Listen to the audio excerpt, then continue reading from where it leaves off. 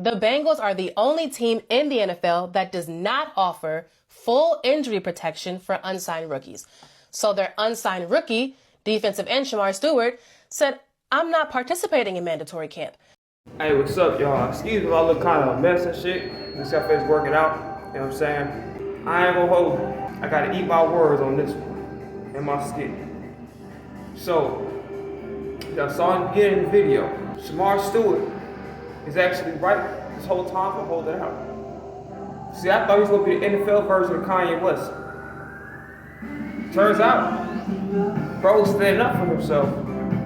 And I feel like a dumbass for that first skit I did and then me making fun of him and shit because I thought he was wild. I'm like, bro, you're not the first pick in the draft. It ain't really guaranteed that you really definitively the best defensive player in the draft.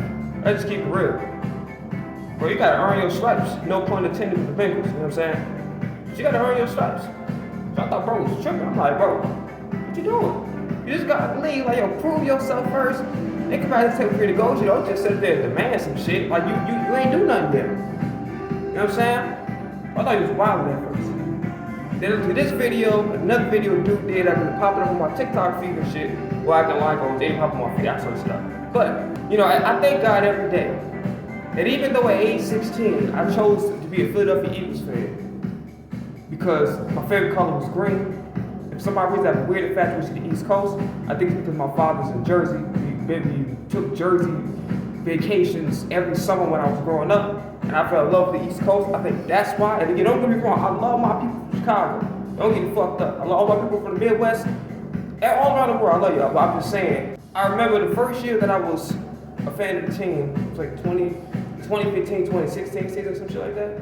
Yeah, because Sam Bradford was the quarterback, DeMarco Murray came back to free agency, we got Ryan Michaels in the Chargers, and I think it was Chip Kelly's last year.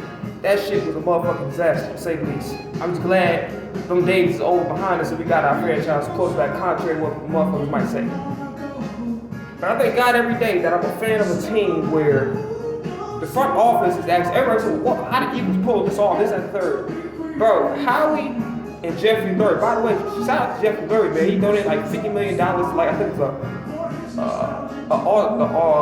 some kind of foundation for autism. I think it was like the highest donation. I forgot what the category is. If y'all remember, let me know down below in the comments. You look at Howie Roseman and how every free agent that comes here, Mekhi Becton, so on and so forth, they love it over here. Former players love it over here because of these two gentlemen, Jeffrey Lurie and Howie Roseman. And shout out to the rest of the guys that, you know, you may not know their name, but they also contribute to their work in building up the Eagles organization to what it is to be a great place to play. And much like I criticize Sheriff Sirianni, he has every bit to do with this as well. And they have great balance of, you know, understanding that, yo, we got expectations to be great out here, because Philly, I'm an Eagles fan from Chicago, but I am a Philadelphia Eagles fan. We don't play that shit. We don't play that mediocre shit around here. You know what I'm saying? Like, we will get on your ass, especially me, because I got my channel though. We will get on your ass. But they don't call us a city where they love for no reason. Well, not me, of Chicago. You understand my point? You understand my point? But yeah, shout out to Jeffrey and Lurie, man, and everybody in the organization for creating a stable, healthy environment for the players and the employees everywhere in the organization. I look at these other organizations, how they treat their players. No disrespect to T. Higgins, elite player. I think he deserved the bag. But low key, it was an eye opener for me when they kept playing with that man. They kept franchise tagging him over and over again instead of letting him go out, go seek his value, go get a trade. You know what I'm saying? So he could be somewhere where he's valued. They played with him and they finally paid him. Which, again, no disrespect, but I keep it real, was actually a bad move. You can always get a wide receiver number 2. That's a luxury. You needed Jamar Chase. T. Higgins is nice to have, but he's a luxury. That money should have went to Trey Hendrickson. Right? He was like a top 5, top 10 defensive player in the league right now. Your defense is horrible. So why not secure the guy, the one of the very few bright spots on that defense? Give him the bag. So then, they came up with a clause in Shamar Moore's contract, fast forward, Shamar Stewart, I apologize, not Shamar Moore, Shamar Stewart, saying that if he get injured or anything happens, all that guaranteed money is voided. But I think it's the first time they gave a rookie that kind of clause on a contract or something like that. That's a shitty thing to do, bro. And when you think about it like this, you're not like the first pick of the draft. You ain't getting millions. You got drafted in the first round. Come on now. That was bullshit.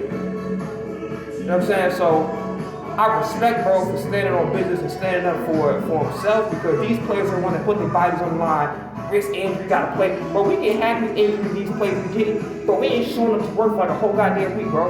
Mama, we quitting all together, but we collecting unemployment checks. They gotta play different types of weather, travel all over the place, put their body with so much physical abuse that, you know, some of it lingers on into when they get older in age. Gotta treat your players right, bro. Disappointed, very disappointed in the Bengals organization, and a lot of y'all GMs, I gotta step the fuck up. It's not a magic potion that Howie and them got, it's just being a good human being. And that's really where it starts. A lot of people ain't a good human being. They treat these players like motherfucking animals, like pieces of meat, and it shows. So Shamar Stewart, I apologize, I thought you was wilding, but you got every right to do what you're doing, and Bengals organization, you full of shit. That's all I gotta say, I'm out of here. Peace.